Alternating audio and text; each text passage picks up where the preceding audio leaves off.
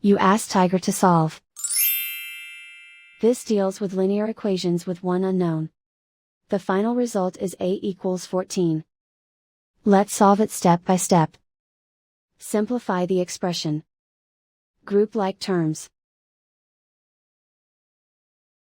Simplify the arithmetic. Group all constants on the right side of the equation. Subtract 68 from both sides. Simplify the arithmetic.